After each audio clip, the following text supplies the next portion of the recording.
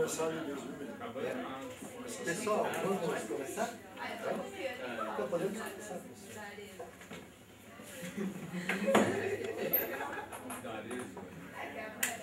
Valeu pela dica, Tatiana. Não, gente, não vai Eu não pensei em pegar daria. Eu peguei da Gerdau. Vou pegar de novo. Vou pegar da Você não sei assim, eu vou achar. O balão tá na Você não acha. Bom, pessoal, bom dia. Vamos dar início à nossa conversa de hoje. Daqui a pouco vou apresentar alguns slides, mas a parte introdutória nós podemos fazer mais informalmente. Ao longo da história, os relatórios corporativos, os relatórios empresariais, vêm apresentando um processo evolutivo. Se nós fizermos um corte bastante radical no tempo, os relatórios da primeira metade, dos primeiros 20 anos do século passado, entre 1900 e 1925, eles eram muito modestos, muito tímidos, muito reticentes e, inclusive, existe uma linha de pensamento, de pesquisa em economia e finanças, que dizem que a má qualidade dos relatórios empresariais desses primeiros 25 anos do século passado são um dos agentes que contribuíram para a crise de 1929, a Grande Depressão, a quebra da Bolsa de Nova York. Ações eram negociadas sem muita informação, sem muita transparência, e as próprias práticas contábeis vigentes na ocasião eram muito flexíveis e não impunham um rigor metodológico, nem uma qualidade na profundidade da revelação. A partir da crise de 29, muitas medidas foram colocadas em vigor por governos, principalmente, praticamente pelo governo dos Estados Unidos, visando atacar aquilo que se acreditava que eram as razões principais da crise, que causou uma crise econômica, uma quebradeira mundial com reflexo em vários países.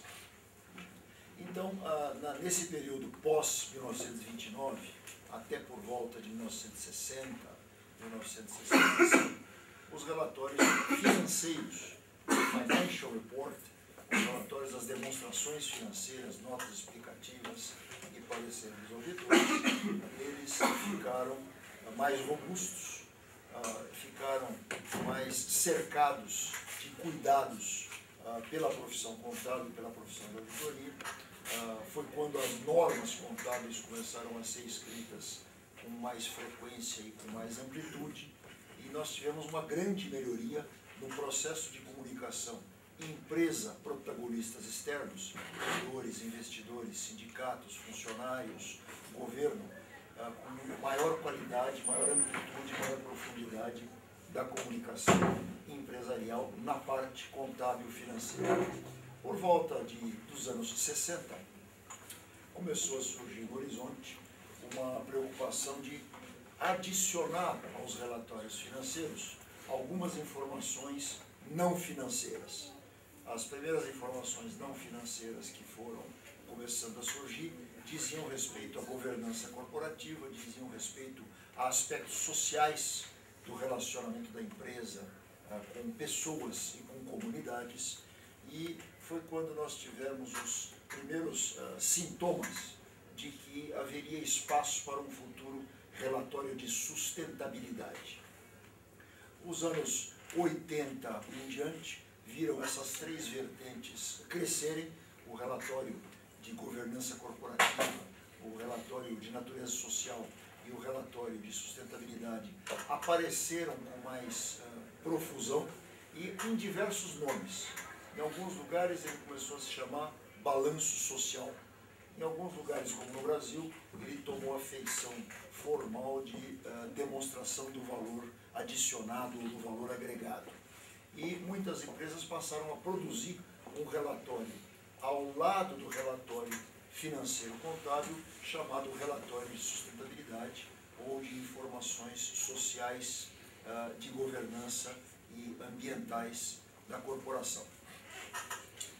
Essa tendência continuou, a sociedade continuou, diversos protagonistas ao longo da sociedade continuaram demandando informações adicionais às informações financeiras. As financeiras contábeis continuam sendo trabalhadas, continua havendo um processo de esforço de melhorá-las, e sem abandonar as informações financeiro-contábeis, houve um movimento no sentido de que as demais informações que não são quantitativas ou não são financeiras ou monetárias também merecessem esse processo de aprimoramento.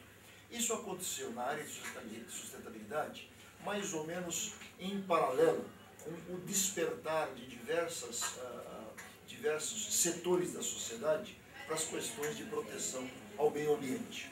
Talvez o momento mais marcante nos últimos 40, 50 anos foi a primeira Conferência Mundial de Proteção ao Meio Ambiente, que foi em 1972, liderada pela primeira ministra da Noruega na ocasião, onde houve uma chamada à conscientização para questões que deveriam preservar e proteger as condições nas quais nós explorávamos os recursos naturais do planeta. Naquela ocasião, quem é que estava envolvido em questões ambientais? Naturalmente, os primeiros protagonistas eram os ambientalistas. E ao lado deles você encontrava as profissões mais voltadas para atividades envolvendo a natureza. Biólogos, botânicos, veterinários, zoólogos. Eles alertaram para o fato de que o pequeno universo de cada um deles estava sendo diretamente afetado por um trato dos recursos naturais que era agressivo à natureza. De 1990 em diante, nós tivemos um outro grande evento, que é um momento marcante da linha do tempo, que foi a Rio 92, 20 anos depois da primeira conferência anual em 72, nós tivemos uma grande conferência da ONU no Rio de Janeiro, e é seguida agora no ano passado pela Rio mais 20 anos depois da Rio 92, e a partir daí criou-se uma trilha, uma estrada, um caminho em que se percorre um esforço de unificar todos aqueles que têm alguma coisa a ver ou com agressão ao meio ambiente ou com proteção ao meio ambiente. E entre esses estão as empresas, as corporações. As corporações têm chaminés que poluem o ar, as corporações jogam resíduos líquidos da produção industrial no lençol freático ao lado das cidades, as corporações deixam produtos que degeneram o solo e penetrarem na natureza, como resíduos de ferro e sucata. Então as corporações foram chamadas a participar desse esforço de medidas de proteção ao meio ambiente, ou retificadoras de agressões, ou que evitem agressões. Com essa chegada das empresas, com essa conclamação para que as empresas passem a ter uma voz e uma participação no esforço de sustentabilidade, outros ramos do conhecimento humano apareceram porque eles estão relacionados com o mundo empresarial. Apareceram os economistas, e os economistas começaram pesquisas naquilo que eles chamam de economia verde. Como é que eu posso perseguir os objetivos máximos da economia, que é a criação de bem-estar e a geração de riqueza, sem destruir o meio ambiente. Apareceram os advogados, o mundo jurídico começou a se preocupar em como construir mecanismos de defesa para que houvesse ou proibição ou punição contra ações contra o meio ambiente. E por volta de 2009, um antigo protagonista do mundo da proteção ambiental, o príncipe de Gales, na Inglaterra, herdeiro da coroa britânica, que é um militante da sustentabilidade de primeira hora, já na Rio 72, já na conferência de 72, ele teve uma participação, agora em 92 ele teve uma participação, o ano passado ele não pôde vir ao Brasil, mas ele mandou um vídeo onde ele fez um depoimento e uma declaração sugerindo caminhos, manifestando apoio. Ele foi provocado e foi instigado por pessoas do seu círculo de relacionamento de convocar uma nova categoria profissional para se juntar aos ambientalistas, aos economistas, aos advogados, aos engenheiros que já estavam preocupados com maquinário e equipamento de proteção. Ele disse o seguinte: o mundo corporativo, o mundo empresarial, construiu um padrão de excelência para se comunicar, para fazer uma comunicação entre a empresa e parte daqueles que têm interesse nessa empresa. Os credores têm interesse na empresa para saber se ela está construindo um fluxo de caixa para pagar juros dos empréstimos e o principal no vencimento. Os investidores têm interesse na empresa para inferir se os fluxos de caixa futuros terão uma tendência de gerar capacidade de dividendos e aumento de valor de ações. E quem construiu a ponte entre esses usuários e a empresa para que houvesse comunicação foi a classe contábil.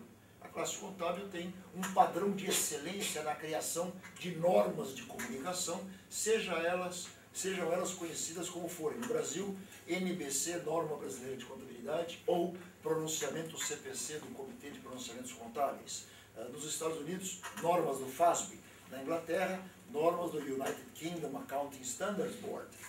E no plano internacional, o International Accounting Standards Board, IASB. Eles têm desde 1930-35 até 2013 um histórico de evolução bem sucedida. Eles conseguiram capturar a essência do que tem que ser comunicado, normatizar isso de uma maneira clara e inteligível, o que não quer dizer que é fácil, porque a dificuldade não é a norma, é a transação, e inspirar empresas a prepararem demonstrações financeiras, auditores a auditarem demonstrações financeiras e analistas a analisarem demonstrações financeiras dentro de um padrão elevado de comunicação. Então, disse o Príncipe de Gales, nós devemos convocar esta categoria profissional que tem esse histórico de excelência e de boa qualidade para fazer parte das discussões junto com as outras profissões, ambientalistas, engenheiros, advogados, economistas e os demais, para criar normas de comunicação corporativa sobre os relatórios não financeiros, os relatórios ou ambientais ou de sustentabilidade. Então assim nasceu a ideia por volta de 2009 e o Príncipe de Gales teve a iniciativa de emprestar a sua logomarca, a sua reputação internacional, a sua visibilidade, convidando cerca de 40 pessoas ao redor do mundo, escolhidas mediante diversos critérios, para fazer parte de um conselho internacional de uma coisa que foi batizada de relato integrado. É o International Integrated Reporting Council. Nesse conselho estão bancos, alguns dos maiores bancos do mundo estão representados lá, o HSBC pela sua sede em Londres, o Deutsche Bank pela sua sede em Frankfurt, na Alemanha, por exemplo.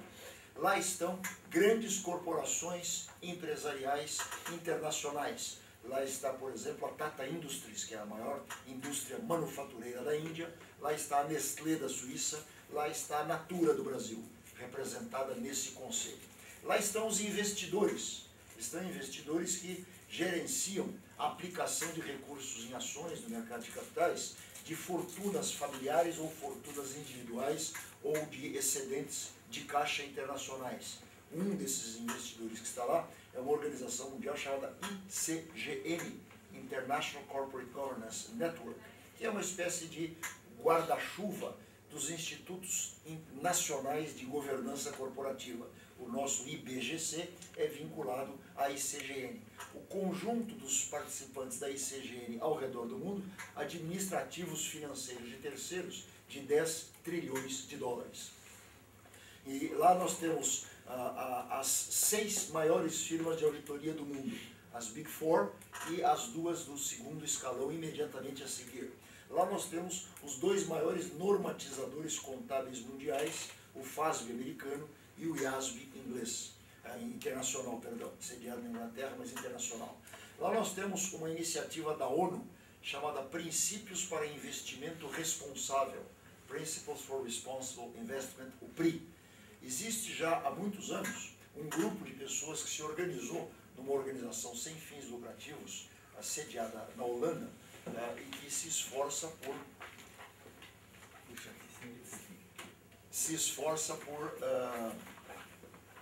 construir um conjunto de indicadores não contábeis de desempenho empresarial. Ela tem lá alguma coisa como algumas centenas de perguntas. A empresa pode aderir voluntariamente, se quiser, respondendo aquelas perguntas conforme a graduação das respostas de acordo com uma escala, você tem uma informação a respeito do grau de respeito, do grau de atitude dessas empresas para com questões sociais, questões ambientais e questões de governança corporativa. Essa entidade é o GRI, é o Global Reporting Initiative. Esta GRI, aquele PRI, o Carbon Disclosure Project, que também é uma iniciativa sobre o tratamento das emissões de gases de efeito estufa pelas empresas, as firmas de auditoria, os normatizadores contábeis, os bancos, as empresas industriais e de prestação de serviços que estão à volta da mesa, formaram um conselho para discutir como nós vamos melhorar o relatório corporativo em termos de acrescentar aos dados contábeis que já estão maduros, já estão robustos, já estão consolidados, os dados não contábeis que cada um vem praticando de uma forma diferente. E a ideia desse conselho foi então caminhar no sentido de fazer um relato integrado. O relato integrado, a primeira ressalva que deve ser feita, não há a ideia de um relatório novo. Chega, já temos relatórios demais feitos pela empresa. Tem relatório para as autoridades fiscais, tem relatório para as autoridades do Ministério do Trabalho, tem relatório do mercado de capitais, se é um banco tem relatório para o Banco Central, já tem muito relatório, não há espaço para você criar mais um relatório. A ideia do relato integrado é criar entre todos os relatórios que já existem e apenas entre os que já existem, uma harmonia de comunicação. Contar um discurso que seja coerente de um relatório para o outro. E aqui cabe destacar 2 pontos. Algumas empresas, inadvertidamente, entenderam que produzir um relatório integrado era pegar o relatório de sustentabilidade, que é produzido, impresso, encadernado e distribuído uma vez por ano, pegar o relatório anual com o balanço, demonstrações contábeis, parecer dos auditores, notas explicativas e relatório da administração uma vez por ano pelo menos, e encadernar os dois juntos. Então, relato integrado é eu juntar os 2 relatórios. Não é isso. O relato integrado é que a mensagem que você passa sobre o comportamento da empresa e as expectativas a respeito do seu futuro em termos de geração de valor e perenidade são as mesmas mensagens em qualquer um daqueles relatórios. Dou um exemplo básico que vocês entenderão facilmente. Vamos imaginar uma empresa, vamos pegar o relatório de responsabilidade social. Como é que essa empresa se relaciona com o seu corpo de funcionários? Digamos que a empresa é uma indústria de transformação, uma fábrica, tem lá 10 mil funcionários e ela escreve no relatório: nós, da direção dessa empresa, nos relacionamos com o nosso corpo de funcionários como se fôssemos uma família. Nós nos amamos. Eles têm creche, eles têm vale-refeição, eles têm vale-transporte. Na hora do almoço na fábrica eu tenho salão de refeitório com televisão, com pebolim, com sofá para descansar. Eu disponibilizo manicura para fazer as unhas das secretárias no intervalo. Nós temos uma relação maravilhosa. Aí você vai no balanço e tem uma provisão para indenização por processo trabalhista desse tamanho. Se eles me amam tanto, por que eles me processam? Então notem que os relatórios estavam passando mensagens conflitantes sobre o desempenho pretérito e a perspectiva de desempenho futuro da mesma organização. Em um dos relatórios, o mundo era cor-de-rosa. No outro dos relatórios, existe um litígio instalado. E talvez o clima organizacional seja propício a criar um ambiente de conflito. E a empresa deveria, então, ter atenção para melhorar o clima organizacional e reduzir as ações trabalhistas por alguma razão. Então, o que é o relato integrado?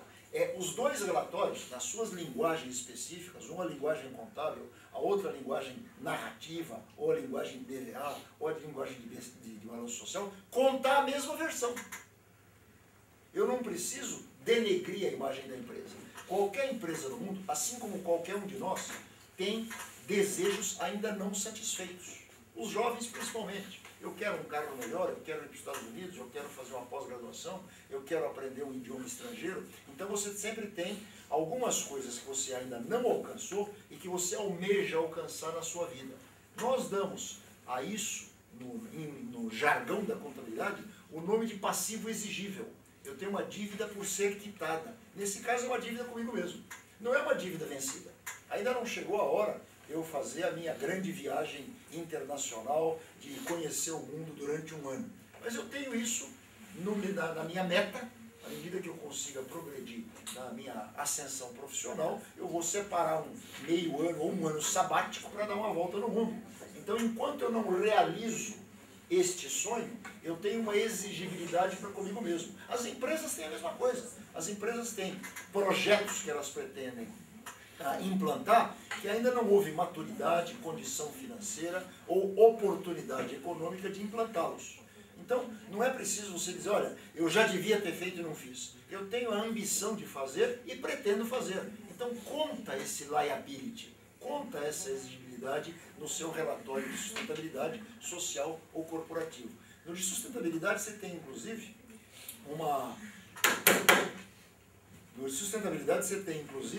uma característica que é muito mais exemplificativa. A empresa fala, olha, eu me comporto de uma maneira absolutamente exemplar em proteção ao meio ambiente. Na minha chaminé, eu tenho filtros, nas minhas máquinas que produzem resíduos líquidos, eu tenho mecanismo de controle para fazer a decantação daquilo que vai para o lençol freático. Quando a minha fábrica apita, eu faço o possível para não ter poluição sonora. Eu tenho um comportamento exemplar. Aí você vai no balanço da empresa, a CETESB foi lá e multou a empresa em R$1 bilhão. Por que será? Será que a CETESB, que é um órgão do governo do Estado de São Paulo, tem um governador que é contra a linha política do presidente da empresa? Ou ela polui? E ela está dizendo que não polui. Então, por que essas coisas estavam acontecendo?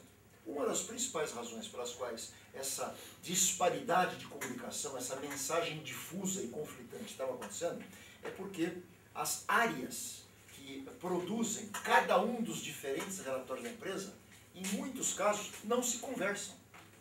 Geralmente, quem produz o relatório anual financeiro contábil é a controladoria ou a diretoria financeira.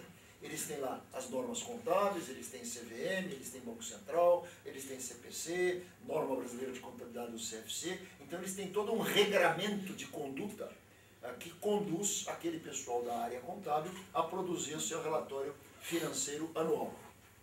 Normalmente, quem vinha fazendo o relatório de sustentabilidade, ou de governança, ou social, é a área de relações com investidores, a área de RI, em profunda parceria com a área de comunicações da empresa. Que eles têm um outro modelo mental. Eu respeito profundamente, tem pessoas de RI que têm um enorme valor nas empresas, mas a educação profissional deles, os bancos escolares deles, são diferentes dos nossos.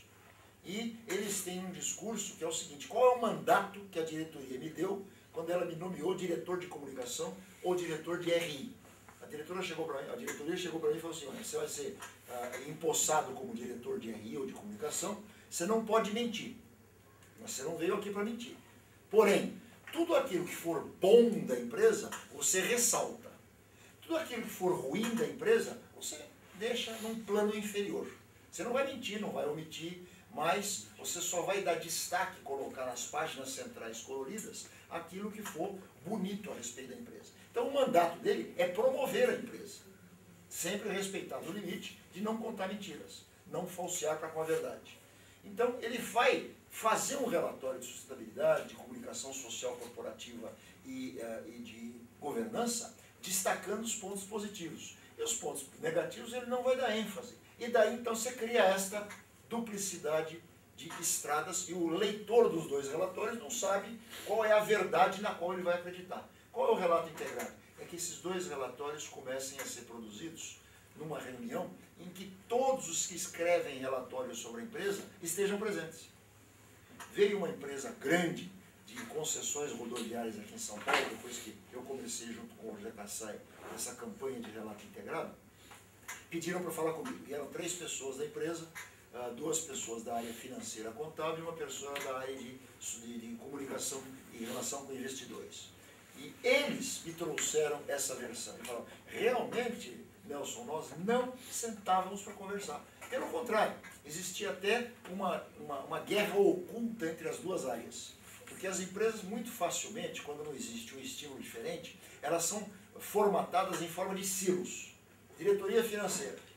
A diretoria financeira é uma vertical, do diretor financeiro ou vice-presidente até o analista contábil, que não conversa com ninguém do lado. Diretoria de compras, a mesma coisa. Diretoria de vendas, a mesma coisa. RH, a mesma coisa. Marketing, a mesma coisa. Eles não têm, muitas vezes, comunicação lateral. Eles só têm comunicação vertical dentro da sua própria área. Então, o que me disseram os representantes dessa empresa que vieram aqui me visitar para obter trocar ideias a respeito de relato integrado? Ele falou, nós admitimos com toda a humildade que nós não conversamos. Pior ainda, o pessoal de marketing achava aquele pessoal da contabilidade uns tapados, eram uns quadrados, só pensa em conta em forma de T. Tirou o débito e crédito, para eles o mundo não existe mais. O pessoal da contabilidade olhava o pessoal de marketing e falava assim, esses caras vivem no mundo da lua, eles estão com a cabeça fora do planeta. Eles ficam imaginando coisas que não existem para poder prover. E aí eles começaram a sentar para conversar e descobrir que eles não têm que defender a profissão, eles têm que defender a empresa. E para defender a empresa, os pontos de ameaças e oportunidades são comuns. E daí nasce a ideia do relato integrado. Então esse é um pequeno preâmbulo. Eu preparei estas transparências que eu vou agora percorrer para reforçar esses pontos, junto com a antiga contadora-chefe do BNDES, a professora Vânia, do Rio de Janeiro, que hoje foi promovida a assessora especial do presidente do BNDES para iniciativas especiais, como, por exemplo, ela participa, e eu vou comentar já já, da iniciativa do relato integrado no Brasil. Vai de novo? É um S. Então, o que eram os relatórios empresariais por volta dos anos 60? Eram substancialmente informação financeira. E quando você fala em informação financeira, naquela década, o ativo das empresas que estava sendo capturado era basicamente ativo tangível. Estoques, imobilizado, eventualmente não tangível, mas um ativo delimitado juridicamente, que é o duplicados a receber, aplicações financeiras, caixa e bancos. Com o passar do tempo, nós saímos da era da produção industrial e entramos na era da produção do conhecimento. Então hoje você está gerenciando conhecimento muito mais do que gerenciando fábricas. Vocês não devem se lembrar, pela pouca idade, mas já leram em algum lugar que quando o presidente Lula surgiu como líder sindical, São Bernardo do Campo era o polo industrial do Brasil. Não é mais. Hoje o polo industrial do Brasil está diversificado em várias outras cidades e a região da Grande São Paulo é um grande centro financeiro e de tecnologia. Ou seja, nós estamos gerenciando hoje no ativo, ativos intangíveis. Então, mudou de 60 para os anos 2000 a natureza do componente do ativo principal. Então, eu preciso de outros mecanismos e outras métricas para comunicar a qualidade do ativo da empresa. Passamos por uma fase intermediária, nos anos 80, começaram alguns relatórios de sustentabilidade, ainda eram muito poucos. Governança corporativa começou a surgir com mais força e o relatório da administração, que é narrativo, ele começou a aparecer com formas bastante bem organizadas. Aqui nós temos, a partir de uma iniciativa que veio dos Estados Unidos e que já está permeando outros países, entre os quais o Brasil, a administração é solicitada a fazer dentro do seu relatório anual uma seção de no mínimo 3 a 5 páginas, o máximo quanto necessário, chamado MD&A, Management Discussion and Analysis. Ela pega aquelas demonstrações financeiras e explica para o leitor o que significam aqueles números e as relações entre eles. Por que o estoque sobe e os fornecedores não sobem? Por que vendas a prazo sobem e ICMS não sobe? Então eu estou vendendo para o exterior, não tem ICMS em venda internacional. Então essas explicações sobre qual é a interpretação do trânsito econômico e financeiro dos negócios aparece no relatório da administração, geralmente nesse MD&A. E as